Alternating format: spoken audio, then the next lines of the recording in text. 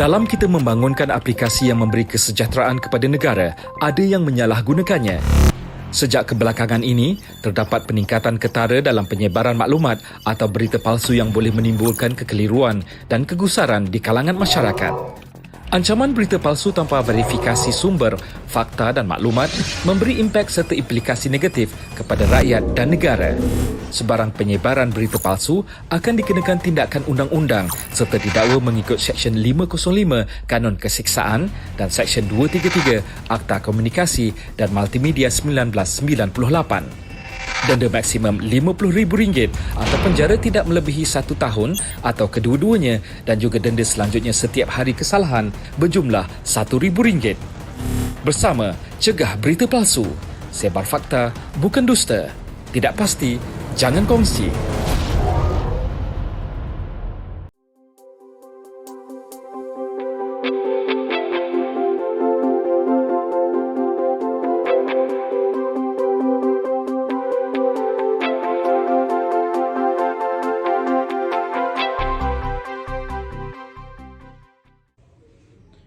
Hai, Assalamualaikum warahmatullahi taala wabarakatuh. Kami daripada Grup Menang dan kami telah mendapat tajuk iaitu cabaran berita palsu dalam masyarakat digital dan juga penyelesaiannya menurut perspektif etika dari pelbagai parabadan. Jadi tajuk ini kami akan menerangkan dengan terperinci berkaitan dengan cabaran-cabaran yang dihadapi pada masa kini, pada masa digital, dan juga cara penyelesaian yang dapat diambil bagi menyelesaikan masalah yang dihadapi ini. Jadi sebelum kita terus kepada topik, di sini saya ingin membacakan satu ayat daripada Al-Quranul Karim daripada surah Al-Hujurat ayat ke-6, yang di mana ayat ini menerangkan berkaitan larangan menyebarkan berita palsu dan kewajipan untuk mengesahkan sesuatu perkara. A'udzubillahi minasyaitonirrajim. Bismillahirrahmanirrahim. Ya ayyuhallazina amanu in ja'akum fasik binaba'in fatabayyanu an tusibu qauman bijahalah fatusbihu ala ma fa'altum nadimin. Shadaqallahul azim. Yang bermaksud, wahai orang-orang yang beriman, jika datang kepada kamu seorang fasik membawa sesuatu berita, maka selidikilah untuk menentukan sama ada kebenarannya, supaya kamu tidak menimpakan sesuatu kaum dengan perkara yang tidak diingini dengan sebab kejahilan kamu mengenainya, sehingga menjadikan kamu menyesali apa yang telah kamu lakukan. Jadi daripada ayat tersebut, ia sangat menerangkan berkaitan dengan larangan kita sebagai manusia menyebarkan berita yang palsu dan kewajipan kita untuk mengesahkan sesuatu maklumat. Jadi tanpa membuang masa lagi, kita akan teruskan kepada topik utama perbincangan ini, iaitu cabaran dan juga cara penyelesaiannya. Berita palsu atau fake news telah menjadi satu cabaran utama yang dihadapi pada masa kini, terutamanya dalam era informasi yang kian maju. Berita palsu merujuk kepada satu informasi yang sengaja dikarang atau diputarbalikkan untuk menyesatkan pembaca atau mendapatkan keuntungan yang tertentu. Fenomena ini memiliki dampak yang sangat luas, baik terhadap individu maupun masyarakat secara amnya. Dalam pendahuluan ini, kita akan menjelajahi cabaran yang dihadapi dalam konteks berita palsu dalam masyarakat digital. Kita akan melihat bagaimana penyebaran berita palsu melalui platform sosial media dan teknologi digital telah mengubah cara kita menerima, memproses dan juga menyebarkan informasi. Cabaran berita palsu yang pertama, penyebaran yang sangat cepat. Dalam masyarakat digital yang terhubung secara global, berita palsu dapat dengan mudah dan cepat akan penyebarannya melalui platform sosial media, media sosial, aplikasi pesan seperti WhatsApp dan juga Instagram. Dalam hitungan detik sahaja, informasi yang tidak benar ini akan dapat diakses oleh ribuan orang, yang mana ia berpotensi untuk menyebabkan kerosakan yang signifikan. Yang kedua, pengaruh terhadap pandangan publik. Berita palsu memiliki kekuatan untuk mempengaruhi opini dan juga pandangan dan juga sikap sesuatu masyarakat.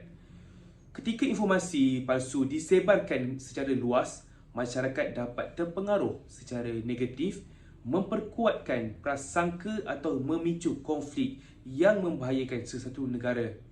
Yang ketiga, kerosakan reputasi.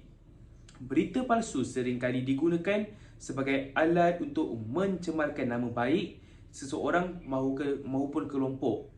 Dengan penyebaran yang sangat luas ini, reputasi individu atau lembaga ataupun satu politik dapat dirosakkan dengan sangat cepat. Bahkan jika informasi palsu tersebut kemudian diklasifikasikan atau ditepis, pandangan masyarakat terhadap satu individu itu barangkali tidak akan dapat dibetulkan semula. Dan yang terakhir, ketidakpercayaan terhadap media. Penyebaran berita palsu telah menyebabkan ketidakpercayaan masyarakat terhadap media dan sumber berita. Hal ini dapat mengganggu integrasi dan mengancam demokrasi sesuatu negara, di mana masyarakat yang tidak dapat membedakan antara fakta dan opini akan kesulitan untuk membentuk kefahaman yang objektif. Dapat saya simpulkan yang mana berita palsu dalam masyarakat digital merupakan cabaran serius yang mempengaruhi cara kita memperoleh dan memahami satu-satu informasi. Penyebaran yang cepat, pengaruh pada pandangan publik, kerosakan reputasi dan ketidakpercayaan terhadap media adalah tantangan utama yang dihadapi. Dalam upaya menghadapi cabaran ini, perlu ada kesedaran dan juga kefahaman bersama dari individu, media, platform sosial dan juga pemerintah untuk menangani cabaran berita palsu dan juga untuk membangun masyarakat yang kritis, literal dan bertanggungjawab dalam memanfaatkan sesuatu maklumat. Jadi kami akan menerangkan dengan lebih terperinci berkaitan permasalahan ini berdasarkan aspek cabaran, berdasarkan ekonomi, politik, sosial, keselamatan dan juga bagi negara. Justru, jalan penyelesaian apa yang perlu diambil dalam menyelesaikan masalah ini berdasarkan beberapa aspek, antaranya dari sudut Islam, bukan Islam dan juga dari pandangan umum. Hai, nama saya Nur Azam bin Abu Zarin. Pada bahagian ini, saya akan menerangkan objektif kajian ini dilakukan. Dalam kajian ini, objektif umum adalah untuk mengenal pasti cabaran berita palsu dalam masyarakat digital dan penyelesaiannya menurut perspektif etika daripada pelbagai peradaban. Manakala, objektif khusus kajian ini adalah seperti berikut. Yang pertama adalah membezakan klasifikasi maklumat palsu yang disebarkan di kalangan penduduk Malaysia melalui platform digital. Kedua, menjelaskan cabaran yang dialami oleh masyarakat dari segi ekonomi, politik, sosial, keselamatan dan negara. Yang ketiga, mengenal pasti dan mengutarakan langkah-langkah yang berpotensi untuk mengurangkan penyebaran maklumat pada saluran media digital. Dengan adanya objektif yang lebih spesifik dalam kajian ini, kami berharap agar dapat mengutarakan langkah penyelesaian yang efektif. Dan kami juga berharap berdasarkan kajian ini, kami dapat menyebarkan kebaikan kepada individu dan masyarakat majmuk. Berdasarkan surah Al-A'raf ayat 56, sesungguhnya rahmat Allah sangatlah dekat kepada orang-orang yang berbuat baik. Dalam ayat tersebut disebutkan bahawa rahmat Allah sentiasa ada bagi siapapun yang tulus menyebarkan kebaikan kepada orang-orang sekitarnya. Seterusnya, saya akan memberikan laluan kepada saudara Arsyad. Seterusnya, saya akan menerangkan tentang kajian literatur yang kami dapat semasa mengkaji tentang berita palsu ini. Saya mulakan dengan yang pertama, dipetik daripada artikel berita harian bertajuk Ramai Yang Buta tentang isu etika penggunaan media sosial oleh Siti Nasara Ismail. Lebih 3.6 bilion orang dijangka menyertai aktiviti media sosial. Pada 2020, jumlah pengguna media sosial dijangka mencecah 4.41 bilion menjelang 2025. Peratusan di bawah menunjukkan masyarakat digital kini lebih terdedah kepada penyebaran maklumat palsu melalui media sosial. Pada 2020, 93.3% pengguna internet Malaysia akan terlibat dalam aktiviti media sosial menurut Suruhanjaya Komunikasi dan Multimedia Malaysia SKMM. Peratusan penggunaan dan kesannya juga diterangkan dalam artikel. Media kerap melaporkan penyalahgunaan media sosial dan kesan negatifnya sering berpunca daripada pencambahan media sosial. Kesan negatif termasuk mencetuskan konflik, penipuan fitnah dan ancaman terhadap ketenteraman awam dan sesetengahnya secara terang-terangan menentang atau bergantung pada kedaulatan undang-undang. Seterusnya, kita akan yang kedua. Yang kedua ialah apabila negara dijangkiti virus COVID-19, penyebaran berita palsu menimbulkan ancaman besar kepada ekonomi dan sukar untuk dicegah. Walaupun terdapat banyak undang-undang yang diperkenalkan, apabila COVID-19 menjadi topik perdebatan hangat, kerajaan menggesa orang ramai untuk menerima vaksinasi bagi mencegah penularan wabak itu. Bagaimanapun, usaha kerajaan sia-sia apabila pihak tidak bertanggungjawab menyebarkan maklumat palsu berhubung bahaya vaksinasi. Mereka cerita yang mendakwa bahawa selepas menerima vaksin, ramai yang akan menjadi lumpuh, sakit dan mati. Tidak mengherankan jika individu mengalami kebimbangan dan ketakutan yang akhirnya membawa kepada penurunan dalam kadar penerimaan vaksin. Menurut artikel 2021 yang diterbitkan oleh The Inspirasi, Pengarah Kesihatan Perak Dr. Ding Lai Ming menyatakan bahawa lebih 9,000 pendaftar vaksin terlepas janji temu yang dijadualkan. Akibat daripada pencegahan COVID-19 yang tidak mencukupi, pengembangan ekonomi menjadi lesu.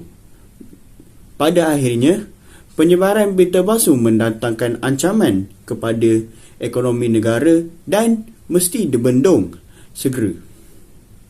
Yang ketiga adalah semasa musim pandemik semasa. Berita palsu telah disebarkan dengan lebih kerap dan mendapat kepercayaan orang ramai yang lebih besar daripada sumber yang boleh dipercayai. Ini ditunjukkan dengan peningkatan dalam kejadian berita palsu yang memaksa pihak berkuasa untuk mengambil tindakan. Menurut artikel yang ditulis Raihan Muhammad Sanusi dan Nurul Hudul Husain untuk Sinar Harian pada 2021, Polis Diraja Malaysia PDRM telah melancarkan sebanyak 307 dokumen penyiasatan penyebaran berita palsu berhubung COVID-19 sejak Mac tahun lalu. Perintah Kawalan iaitu PKP berkuat kuasa sehingga hujung bulan ini. Menteri Komunikasi dan Multimedia Tan Sri Anwar Musa menyatakan sebanyak 163 kes telah diselesaikan dengan 37 defendant telah didakwa di mahkamah dan 114 dalam siasatan. Seorang doktor turut terlibat dalam penyiasatan itu.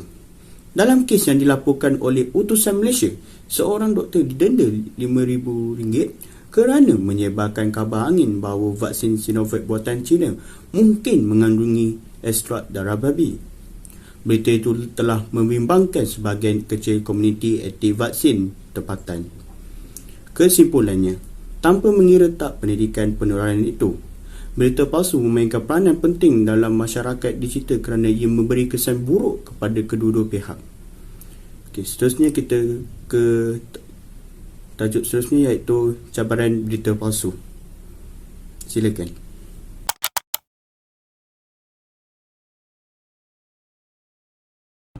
Assalamualaikum warahmatullahi wabarakatuh. Saya Ahmad Ashraf bin Azman. Pada kali ini saya akan membincangkan cabaran berita palsu dalam kalangan masyarakat digital dari segi ekonomi. Dalam meniti arus kemodenan yang penuh dengan cabaran ini, perkembangan teknologi maklumat tidak terhad telah mempengaruhi pelbagai aspek terutamanya dari segi sektor ekonomi.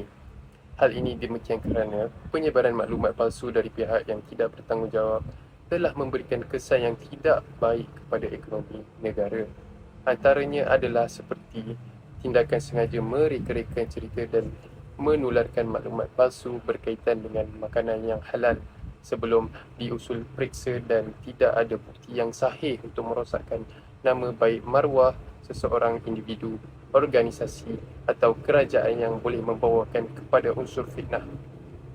Hal ini menyebabkan apabila penyebaran maklumat palsu itu sebar luas dalam kalangan masyarakat, terutamanya yang beragama Islam, ia telah menimbulkan pelbagai kesan buruk dan juga tanda tanya antara satu sama lain. Lazimnya, dalam keadaan umat Islam yang prihatin tentang makanan yang halal ini sangat sensitif dengan perkara tersebut. Hal ini demikian kerana di dalam Islam, makan makanan yang haram telah dinyatakan dan ditegar oleh syarak, dan juga Al-Quran turut menyebutnya di dalam surah Al-Ma'idah ayat ketiga, di mana diharamkan bagimu memakan bangkai, darah, daging babi dan daging haiwan yang disembelih bukan atas nama Allah, yang tercekik ataupun yang dipukul, yang jatuh, ditanduk dan diterkam binatang buas, kecuali yang sempat kamu sembelih. Dan diharamkan pula yang disembelih untuk berhala. Berkaitan dengan itu, Allah melarang umatnya memakan makanan yang haram kerana ia boleh menyebabkan kemudaratan tubuh badan kita, mendatangkan penyakit yang berbahaya kepada anggota badan kita, merosakkan akal fikiran dan hati menjadi hitam dan kotor. Justeru, makanan haram mempengaruhi kepribadian seseorang ke arah keburukan, dan juga kesan kepada memakan makanan haram ialah mendapat azab daripada Allah. Huraian ini terbukti mengapa masyarakat Islam sangat sensitif mengenai hal tersebut. Seterusnya, hal penyebaran berita palsu mengenai kesahihan halal sesuatu makanan telah menggugat prestasi ekonomi negara, kerana Malaysia adalah antara negara yang mengeksport makanan bersih dan halal. Oleh hal yang demikian, langkah ini masih diteruskan demi untuk menjaga nama baik negara sebagai sebuah negara yang kekal mengeksport makanan bersih ke luar negara. Walau bagaimanapun, hal ini bukan sahaja menggugat hal-hal berkaitan luar negara, bahkan dalam negara sendiri pun sudah cukup untuk memberikan kesan buruk terhadap ekonomi negara. Penyebaran maklumat halal palsu dalam masyarakat Islam menimbulkan pelbagai implikasi, antaranya adalah pasaran produk menjunam. Ketidakyakinan penggunaan Muslim terhadap produk menyebabkan permintaan pasaran menurun. Keadaan ini didorong oleh usaha pemboikotan produk, sedangkan maklumat yang disebarkan hanyalah bersifat palsu dan tidak tepat. Dalam keadaan ini, para pengusaha terpaksa menanggung kerugian dan menambah dana bagi proses penjenaan semula atau rebranding produk, kempen dan promosi produk secara besar-besaran. Kesan seterusnya adalah boleh menyebabkan ketidakstabilan halal serantau. Penyebaran maklumat palsu turut memberikan kesan negatif terhadap industri halal serantau. Penggunaan Muslim menjadi tabu dan dengan produk-produk terlibat walaupun penjelasan telah dilakukan. Secara tidak langsung, logo halal Malaysia tidak lagi diyakini sepenuhnya oleh penggunaan serantau. Penyebaran maklumat secara viral di laman sosial berhubung isu halal yang belum disahkan kesahihannya boleh meruntuhkan keseluruhan rantaian industri halal. Penolong pengarah kanan bahagian halal di Jabatan Kemajuan Islam Malaysia JAKIM, Amri Abdullah berkata sikap tidak tanggungjawab itu memberikan impak besar kepada industri halal yang mengambil masa lebih 10 tahun untuk diiktiraf di peringkat antarabangsa. Masyarakat diharapkan supaya tidak mempercayai maklumat palsu di laman sosial dan isu halal dan haram ini seharusnya dirujukkan kepada JAKIM. Sikap masyarakat yang mudah percaya dengan maklumat di laman sosial bukan sahaja menjatuhkan industri halal, tetapi juga akan menjejaskan imej negara yang berstatus halal dan menjadi penanda aras kepada produk halal di dunia. Beliau berkata, konsep halal dan halalan tayyiban kebersihan memberi nilai pasaran kepada syarikat, dan JAKIM bukan sahaja mengeluarkan sijil halal tetapi menyumbang kepada ekonomi negara apabila pengeksport produk halal mencapai 37 bilion pada tahun 2013. Seterusnya, terdapat pelbagai isu yang melibatkan penyebaran maklumat palsu dalam kalangan masyarakat Islam di Malaysia. Kebiasaannya, isu-isu ini melibatkan produk yang berkaitan dengan khinzir, alkohol, penyembelihan dan kebersihan. Secara asasnya, khinzir merupakan binatang yang diharamkan dalam Islam. Pengharamannya jelas dalam Al-Quran dan Al-Sunnah serta ijma' para ulama'. Kebiasaannya, isu yang melibatkan khinzir dan derivatifnya menjadi pilihan sumber pemalsuan maklumat tentang produk halal. Sebagai contoh, berkaitan dengan isu coklat kibir Cadbury yang berlaku baru-baru ini. Coklat ini dikatakan mengandungi DNA khinzir hasil analisis maklumat pihak berkenaan yang menjadi berita hangat dalam masyarakat Islam selepas disebarkan secara meluas. Penyelesaian kepada hal ini ialah nama Kementerian Kesihatan Malaysia diletakkan untuk meyakinkan masyarakat Islam tentang kesahihan status halal bagi produk tersebut. Selain itu, penyebaran berita palsu turut dilakukan oleh masyarakat yang tidak bertanggungjawab dengan menyebarkan berita palsu mengenai produk makanan tin seperti buah leci dalam tin. Kononnya, produk-produk ini mengandungi lemak khinzir dan juga roti high-S keluaran syarikat Silverbirds yang didakwa bercampur dengan lemak babi. Ketidakyakinan pengguna Muslim terhadap produk menyebabkan permintaan pasaran menurun. Oleh kerana itu, keadaan ini didorong oleh usaha pemboikotan produk dan mengakibatkan pasaran produk menjadi produk menjunang, sedangkan maklumat yang disebarkan hanyalah bersifat palsu dan tidak tepat. Dalam keadaan ini, para pengusaha terpaksa menanggung kerugian dan menambah dana bagi proses penjenamaan semula, kempen dan promosi produk secara besar-besaran bagi membersihkan nama syarikat mereka dan meyakinkan pengguna Muslim terutamanya supaya tidak terpedaya lagi dengan hasutan masyarakat digital yang mengatakan bahawa produk mereka adalah tidak halal. Sekian dari saya, terima kasih. Terima kasih. Saya Amirul Akmal bin Hasbullah akan meneruskan perbincangan berkaitan dengan cabaran berita palsu dalam masyarakat digital dari segi politik. Politik adalah merupakan salah satu perkara penting dalam sesebuah negara yang mengamalkan demokrasi seperti Malaysia. Menurut Harold D. Lasswell, 1936, politik boleh didefinisikan sebagai salah satu proses pembentukan keputusan yang melibatkan orang ramai, di mana ianya merupakan persaingan menentukan siapa mendapat apa, bila dan bagaimana. Secara ringkasnya, politik adalah ilmu tentang kenegaraan, bagaimana negara ditadbir dan secara tidak langsung bagaimana kuasa diperolehi oleh kerajaan pemerintah. Peranan rakyat dalam pemerintahan negara juga amatlah signifikan kerana tanpa rakyat tidak wujudlah sebuah negara. Penlibatan rakyat dalam politik adalah penting untuk mencorakkan hala tuju negara. Berbeza dengan waktu dahulu, media sosial kini menjadi medium utama dalam penyebaran maklumat, penyampaian berita dan kadang-kala dianggap sebagai rujukan yang tepat untuk kesahihan sesuatu perkara. Berabad yang lalu, menunjukkan penyampaian maklumat penting kepada rakyat adalah melalui akhbar dan juga radio. Oleh itu, pendedahan kepada hal-hal berkaitan politik adalah tidak secara menyeluruh kerana hanya segelintir golongan sahaja yang mempunyai akses kepada kemudahan tersebut. Era politik pada zaman ini tidak lagi bergantung sepenuhnya kepada akhbar harian untuk menyampaikan apa-apa maklumat berkaitan politik semasa, baik di dalam ataupun di luar negara. Hal ini kerana adanya media sosial yang merangkumi media cetak seperti akhbar online dan media elektronik seperti secara langsung rancangan televisyen di Facebook. Sumber-sumber seperti ini menjadi alternatif khususnya kepada golongan belia untuk terdedah kepada berita semasa kerana ianya efisien dan hanya memerlukan telefon pintar atau gadget sahaja untuk mengakses maklumat yang dikehendaki. Pada masa yang sama, mereka tidak lagi perlu membeli akhbar ataupun majalah. Antara cabaran berita palsu dalam masyarakat digital dari segi politik adalah apabila ada segelintir pihak yang tidak bertanggungjawab, terutamanya ahli-ahli politik di Malaysia, khususnya yang menggunakan saluran media sosial untuk memburuk-burukkan serta menjatuh-jatuhkan ahli politik yang lain semasa melaksanakan kempen bersyarat mereka di khalayak ramai. Perkara ini berlaku tidak kiralah mereka daripada kerusi kerajaan maupun pembangkang kerana mereka telah dikawal oleh kuasa media yang berleluasa. Ini dapat dikuatkan lagi dengan sekiranya mereka atau ahli politik berlainan parti memegang tembok media yang tinggi, maka mereka sangatlah dominan di antara tumpuk parti-parti yang lain. Ini disebabkan kebanyakan parti serta ahli politik pada masa kini ditambahkan lagi dengan teknologi yang pesat lebih gemar menggunakan aplikasi atas talian sebagai sebahagian daripada cara mereka berkempen atau meluahkan kata-kata manis kepada rakyat jelata. Sebagai contoh, penggunaan aplikasi yang meningkat naik ataupun popular seperti WhatsApp, Twitter, Instagram, Facebook dan TikTok menjadi tumpuan atau titik permulaan lawan mulut di antara parti-parti politik yang sekaligus bakal menjadi pemimpin negara.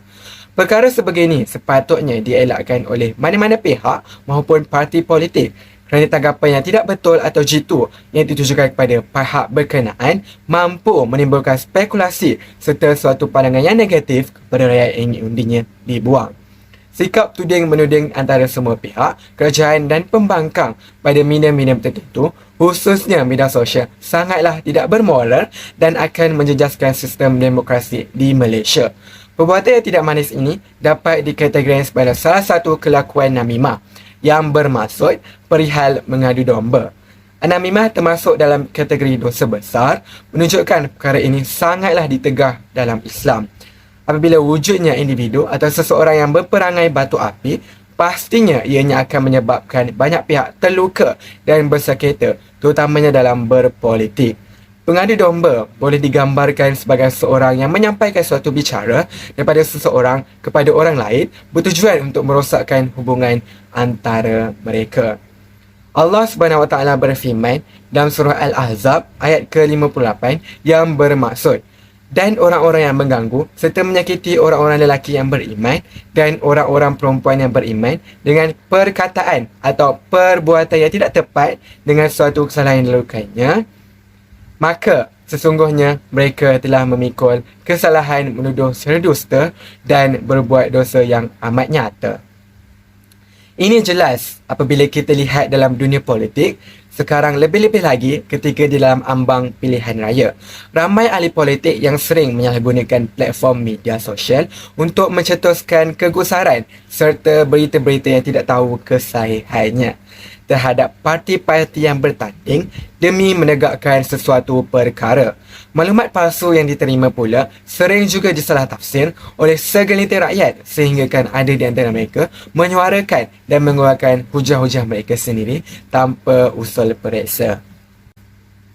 Kesan daripada cabaran berita palsu dalam masyarakat digital dari segi politik ialah berita palsu mampu memberikan impak yang besar bukan sahaja kepada rakyat Malaysia namun kepada negara-negara lain juga. Pelbagai spekulasi maupun tanggapan bakal tercetus apabila berita palsu telah menguasai dan mengambil tempat di fikiran masyarakat digital secara amnya. Berita palsu juga akan mencetuskan kemarahan sama ada terhadap pihak kerajaan ataupun pihak pembangkang. Ia akan menjejaskan imej ahli politik tersebut secara khususnya dan menimbulkan prasangka buruk terhadap mereka akibat daripada propaganda yang ditayangkan di mana-mana platform. Kredibiliti ahli politik juga akan dipersoalkan oleh rakyat dan ahli politik sukar mendapat sokongan daripada masyarakat setempat. Tambahan pula, masyarakat akan berpaling tadah kepada ahli politik yang lain disebabkan hal-hal atau perkara-perkara sebegini mampu meruntuhkan kepercayaan rakyat. Implikasinya, berita palsu dalam masyarakat digital dari segi politik 100% akan menggugat masa depan negara dan yang lebih dikhawatiri lagi adalah sekiranya ianya menyebabkan rakyat mula mempersoal ketelusan pemimpin negara dalam memimpin negara Malaysia. Ini kerana mereka lah yang bakal mengubah nasib negara sama ada ke arah yang lebih baik lagi ataupun sebaliknya. Jelaslah, dengan hanya satu berita palsu yang disebarkan, maka akan terbentuklah berita-berita palsu yang lain. Terima kasih kepada pembentang sebentar tadi. Sebelum itu, saya ingin memperkenalkan diri saya dan saya akan menyambung pembentangan pada kali ini. Nama saya Muhammad Taufik bin Sabana. Nombor matrik saya adalah 2022745531. Baiklah, selain daripada cabaran ekonomi dan politik, terdapat juga cabaran dari perspektif sosial, di mana media sosial sememangnya penting untuk penyebarkan berita dan mesej positif. Ia telah merevolusikan cara maklumat dikongsi dan telah membolehkan individu bersuara dan mengambil bahagian dalam wacana awam. Platform media sosial berpotensi untuk menjangkau khalayak yang luas dengan cepat, membolehkan berita dan mesej tersebar dengan cepat. Bagaimanapun, cabaran itu timbul apabila individu yang tidak bertanggungjawab atau menyalahgunakan media sosial untuk menyebarkan berita palsu. Individu ini mungkin mempunyai pelbagai motivasi untuk mempromosikan agenda peribadi, menjana klik atau penglibatan atau sengaja manipulasi pendapat umum. Tindakan mereka boleh membawa akibat yang serius termasuk penyebaran maklumat yang salah, perpecahan dalam masyarakat dan merosakkan kepercayaan orang ramai. Jadi, cabaran yang pertama ialah berita palsu menjejaskan kepercayaan terhadap sumber dan institusi maklumat.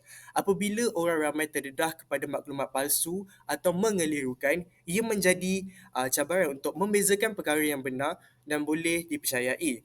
Penghakisan kepercayaan ini boleh membawa akibat jangka panjang untuk proses demokrasi dan perpaduan masyarakat.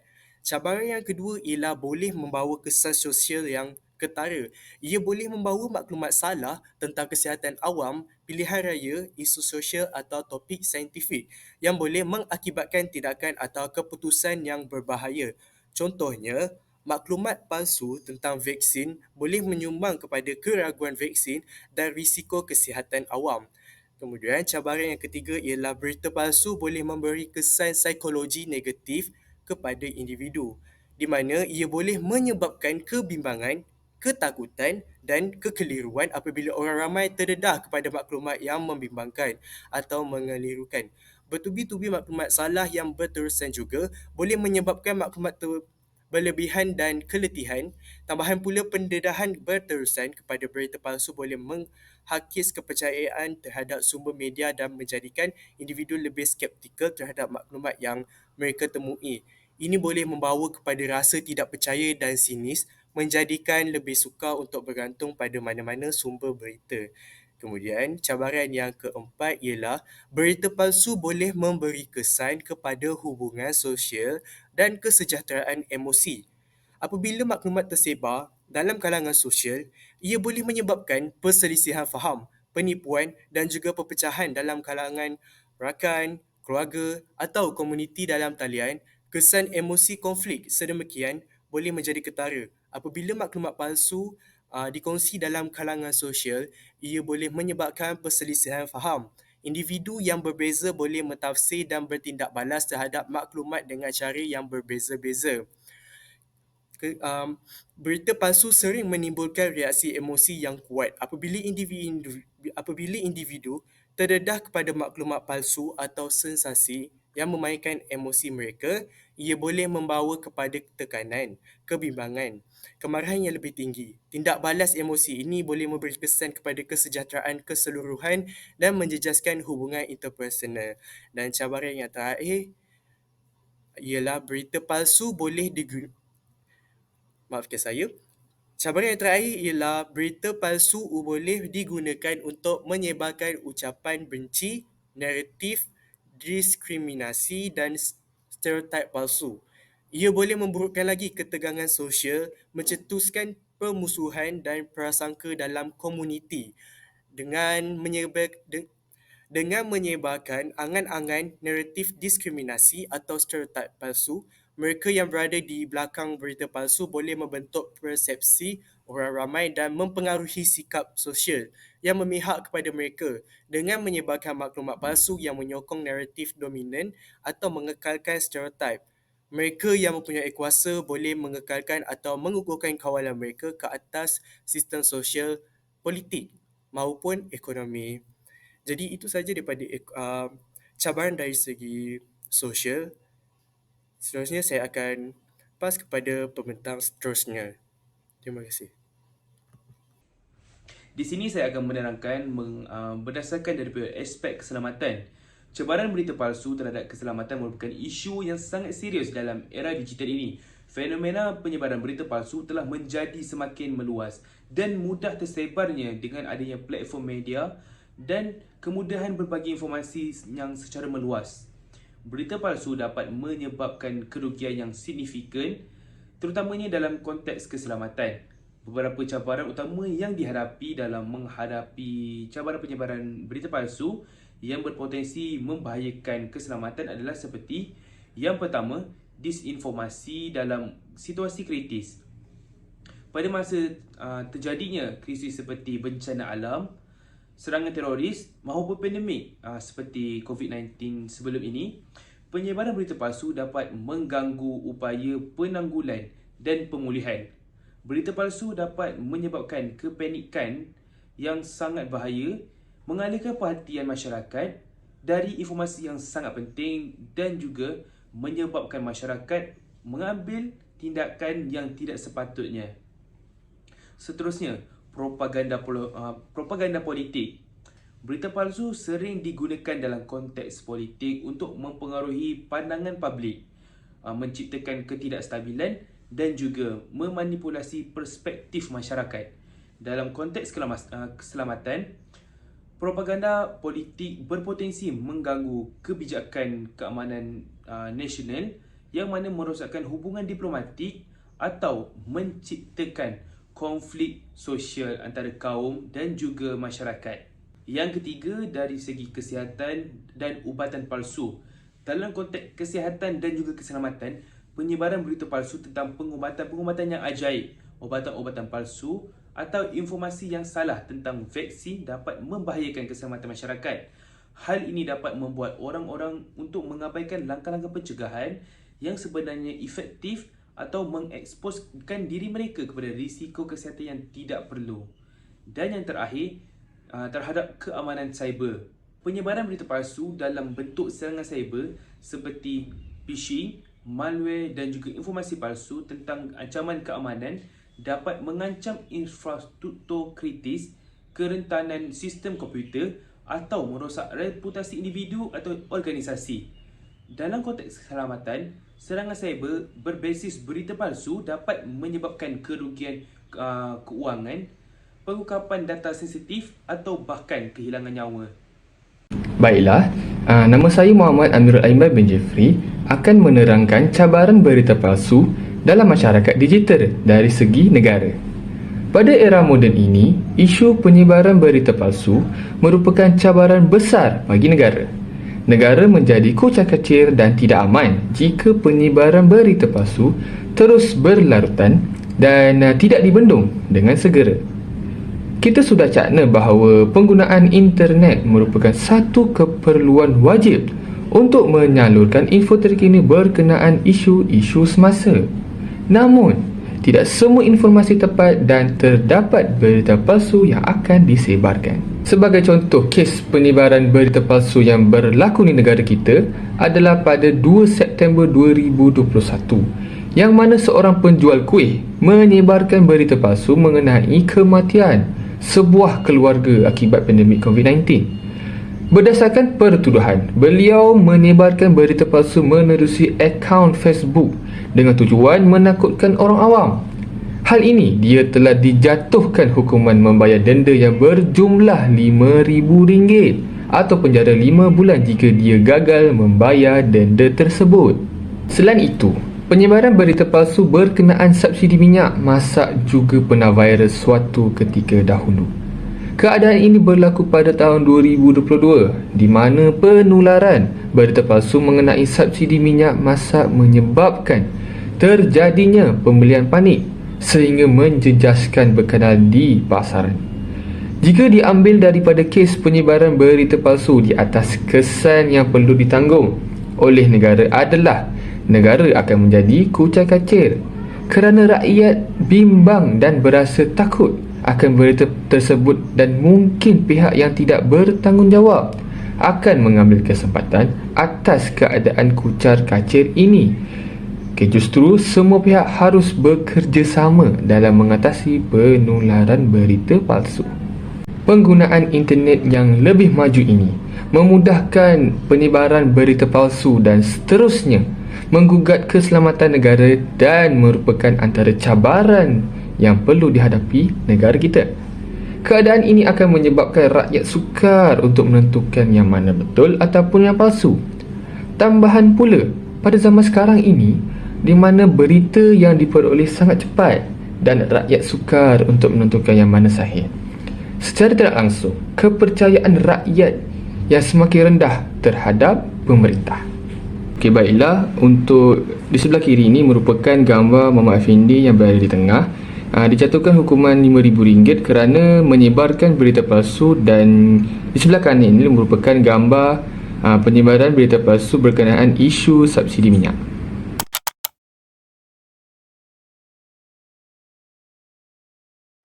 Pada bahagian ini, saya akan menerangkan penyelesaian yang boleh digunakan untuk menangani isu penyebaran berita palsu dari perspektif Islam. Baiklah, tanpa melengahkan masa, Mari kita lihat penyelesaian yang pertama, iaitu pemimpin dan ulama perlu memainkan peranan.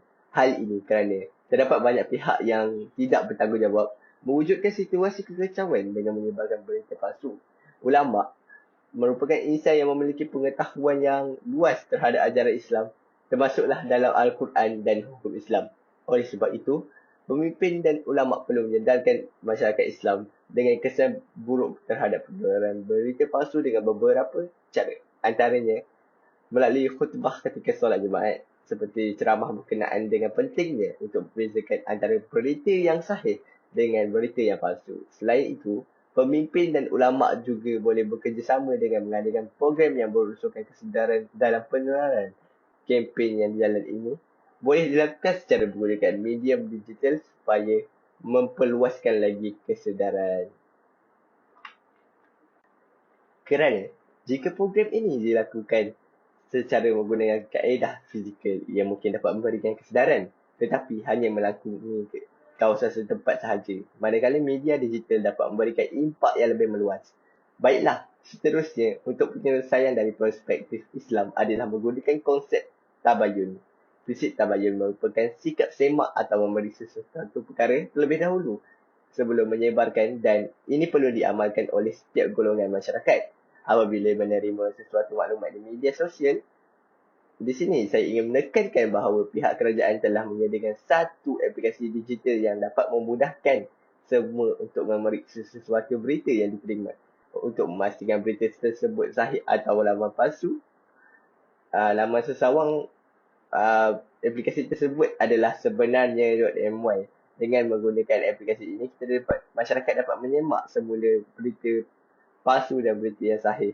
Dengan mengaplikasikan konsep tabayun, ini dapat mencegah daripada penyebaran fitnah kekeliruan antara sesama masyarakat dan salah faham antara satu sama lain. Memetik daripada Surah Al-Baqarah ayat 191 yang bermaksud, dan bunuhlah mereka di mana sahaja kamu dapati mereka, dan usirlah mereka daripada tempat yang mereka mengusir kamu. Dan fitnah itu lebih besar daripada bahayanya daripada pembunuhan, dan janganlah kamu memerangi mereka di sekitar Masjid Al-Haram sehingga mereka memerangi kamu di situ. Oleh itu, kalau mereka memerangi kamu, maka bunuhlah mereka. Demikian balasan bagi orang-orang yang kafir. Daripada ayat tersebut, kita dapat melihat bahawa fitnah itu merupakan perkara yang perlu dibendung kerana akan membawa kesan kepada masyarakat. Peranan masyarakat amatlah penting dalam menyebarkan berita yang sahih dan juga memastikan kebenaran dalam menyampaikan maklumat dan mengaplikasikan konsep tabayun. Sekian merupakan penerangan saya untuk penyelesaian dari perspektif Islam, dan saya akan berikan laluan kepada saudara Akmal. Untuk bahagian penyelesaian berita palsu, menurut perspektif etika dari pelbagai peradaban dari sudut pandangan bukan Islam, kami pecahkan kepada 3 agama, iaitu Hindu, Buddha dan juga Kristian. Kita rungkaikan dahulu menurut agama Hindu. Agama Hindu sangat menitik beratkan serta mementingkan ilmu pengetahuan, malah menggalakkan penganutnya untuk menuntut ilmu pengetahuan. Terdapat 4 cara yang boleh jadikan panduan dalam mendapatkan ilmu. 4 cara tersebut boleh digunakan sebagai literasi supaya dapat menentukan sama ada maklumat di media sosial itu betul ataupun salah. Keempat-empat cara tersebut boleh dihuraikan seperti berikut. Pertama, Pratyaksha Pramana. Pratyaksha Pramana ialah cara menimba ilmu dengan membuat pemerhatian. Kebenaran maklumat yang diterima perlu dikaji dengan lebih mendalam melalui pemerhatian ke atas 5 deria. Pemerhatian yang teliti dan terperinci terhadap maklumat yang diterima akan menentukan sama ada maklumat itu baik ataupun tidak untuk pembaca yang lain. Kedua, Anumana Pramana. Anumana Pramana merupakan satu cara untuk menimba ilmu dengan melihat fenomena yang ada dan seterusnya membuat rumusan. Selepas membuat pemerhatian adalah perlu untuk menjalankan penilaian sebab musabab. Sesuatu yang berlaku pasti ada sebabnya kerana pada hakikatnya mengikut konsep kepercayaan, segala yang berlaku adalah akibat daripada sesuatu yang berlaku sebelum ini atau sesuatu yang dilakukan akan memberi kesan kepada masa hadapan. Yang ketiga, Upamana Pramana. Upamana iaitu memperoleh ilmu pengetahuan melalui persamaan ataupun perbandingan. Perbandingan dibuat untuk menganalisis sama ada maklumat yang disampaikan di media sosial itu benar ataupun tidak. Secara praktikalnya, upah mana pramana dijalankan dengan membandingkan satu maklumat dengan maklumat yang lain. Maklumat sedia ada perlu disemak daripada sumber yang lain dan sepadan dengan maklumat tersebut. Perbezaan maklumat sedia ada memberi petunjuk tidak benar dalam salah satu maklumat yang dibandingkan. Pembandingan perlu dilakukan secara terperinci dari item yang sedia ada supaya tidak ada sebahagian yang terlepas pandang. Maklumat yang sama dalam media yang berbeza atau sumber yang berbeza boleh menjadi panduan untuk menentukan bahawa maklumat itu benar. Dan yang keempat ataupun terakhir sekali adalah sabda pramana. Sabda ataupun agama pramana adalah cara untuk mendapatkan ilmu dengan mempelajari kitab suci dan mendengar arahan daripada orang yang boleh dipercayai untuk kebenaran. Sabda pramana adalah penyaksian melalui kata-kata. Veda adalah kesaksian yang dipercayai sebagai sumber pengetahuan. Perkara-perkara yang terkandung dalam Veda adalah kebenaran yang boleh dipercayai. Maklumat yang diterima melalui media sosial dikaji menggunakan falsafah agama iaitu kebenaran kerana pada dasarnya semua agama mengajar kebenaran. Kandungan maklumat yang diterima dinilai mengikut saiz kebenaran, etika dan juga moral. Jika maklumat itu mengandungi kebenaran dari sudut agama, maka maklumat itu akan berguna untuk orang lain. Begitu juga sebaliknya, jika dari sudut agama maklumat itu tidak baik, maka ia akan memberi kesan buruk kepada pembaca.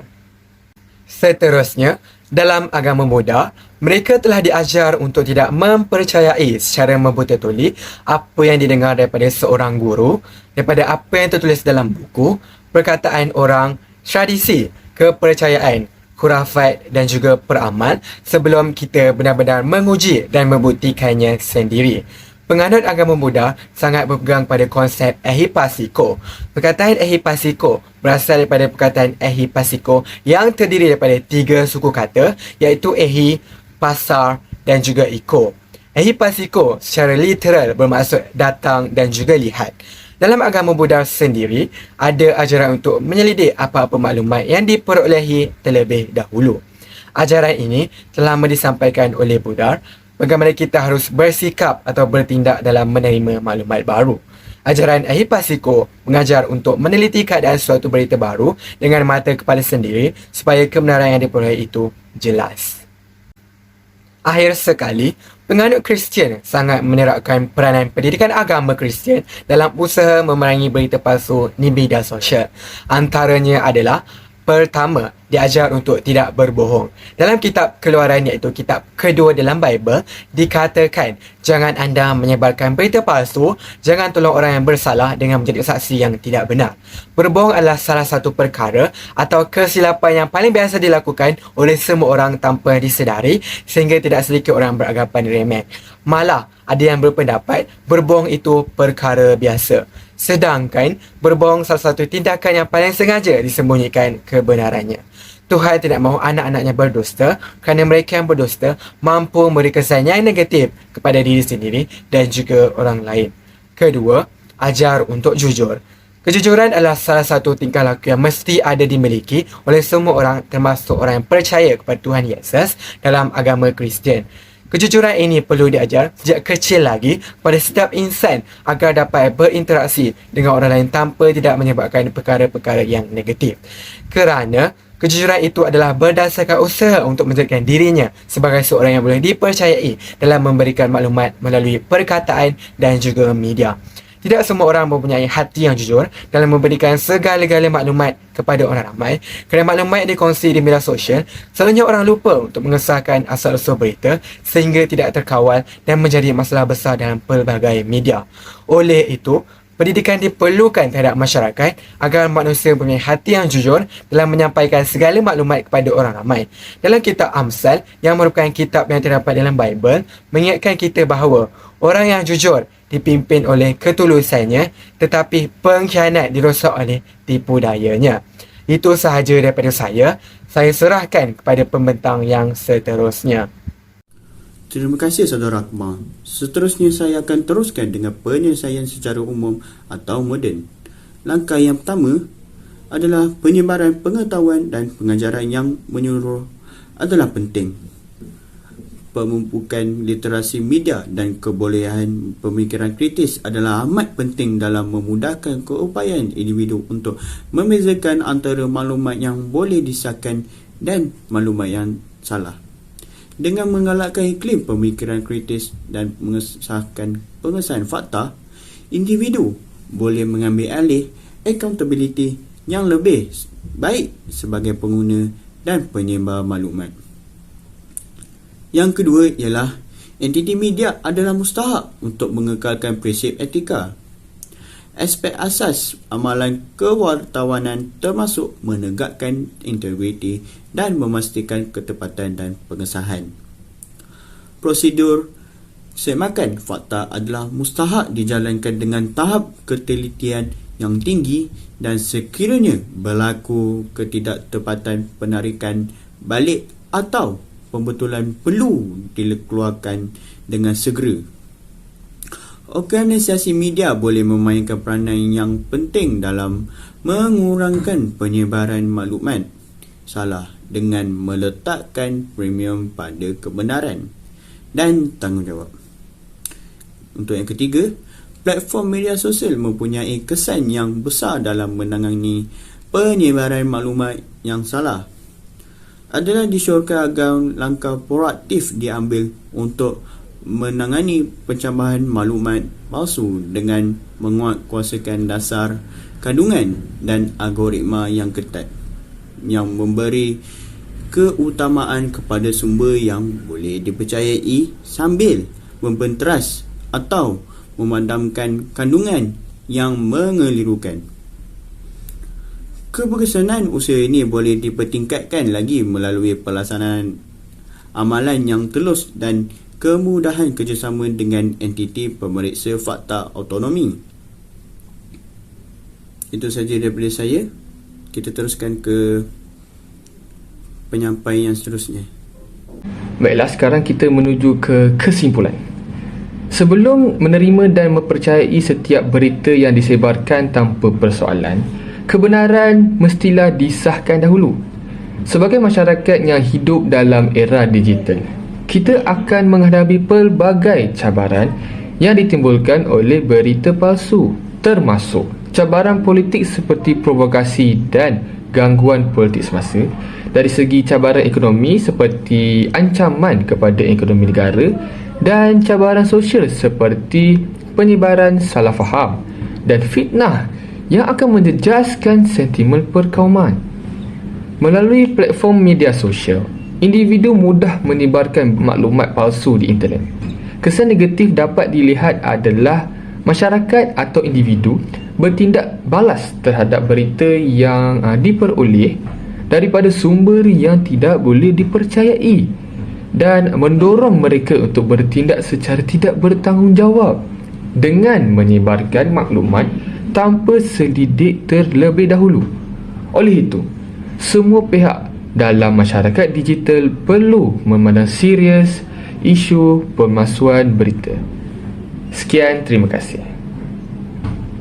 Okey, untuk infografi ataupun poster, kami telah sediakan dan segala info berkenaan dengan kertas kerja dan pembentangan ini kami telah letak di poster dan akan diberikan di grup WhatsApp.